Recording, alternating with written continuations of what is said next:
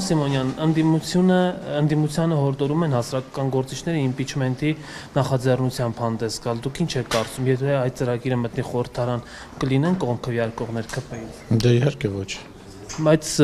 ընդդիմադիրները վստահ են, որ կան մարդիկ, ովքեր անձնական զրույցներում օրինակ ասում են, որ բերեք մենք կմիանանք։ Դե 4 տարի այդպես հեքիաթներ են պատմում ընդդիմադիրները եւ 4 տարի այդ իրենց ինքնախապեյությամբ են զբաղվում, բնական է, որ այդպես բան չի լինի, ես վստահ եմ նույնիսկ մեր խմբակցությունը լքած падգամավորները դժվար թե ստորագրեն, նույն պարոն Աղազարյանը, պարոն Ասլանյանը ի հեճուկս իրենց հայտարարությունները, բայց կարծում եմ նույնիսկ իրանք այդ քայլին չեն գնա։ Բայց գուցե ընդդիմությունը ավելի լավ վարչապետի տեխնացուն, ինչու՞ չի ուզում ԿՊ-ն, որ այդ հարցը մտնի օրակարգ քննարկվի։ Դե բայց այդ ուզելով չի գոյություն ունի օրենք եւ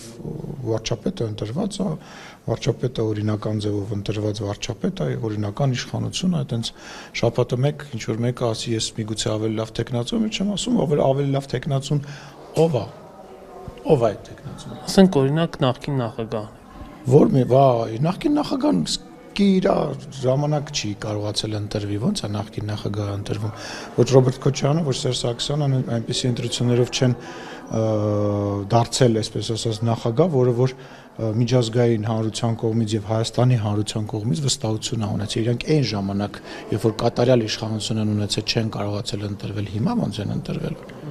Պարոն Սիմոնյան, նաև ձեր կարծիքը կուզեի իմանալ Նոր-Նորքի թաղապետարանում տեղի ունեցած դեպքի առնչությամբ Հանրապետություն կուսակցությունը վստահ է, որ իրենց տեխնացուն ճիշտ է վարվել։ Դուք ինչ կարծիք։ Ես որևիցե բան, քան մեր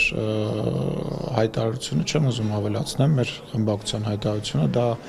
կարծում եմ իմ դաշտում չի գտնվում, իսկ քաղաքական առումով իհարկե շատ բացասական դեպքեր եւ պետք չէր որ գար հասներ այդ իրավիճակին միևնույն ժամանակ այն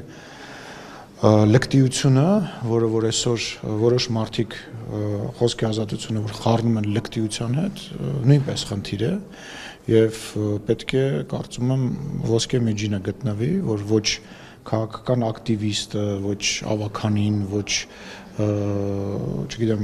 ինչ որ մի հայտնի մարդ այդ գիծը այդ չափը հանցնի, ոչ էլ պետական պաշտոնյան իրավունք ունի այդ չափը հանցնի, իսկ չափը հանցնելու պարագայում բնական է պետք է պատասխանատվություն հայտ գա, ու ես որքանով գիտեմ, քրեական գործ է հարուցված, խուլիգանություն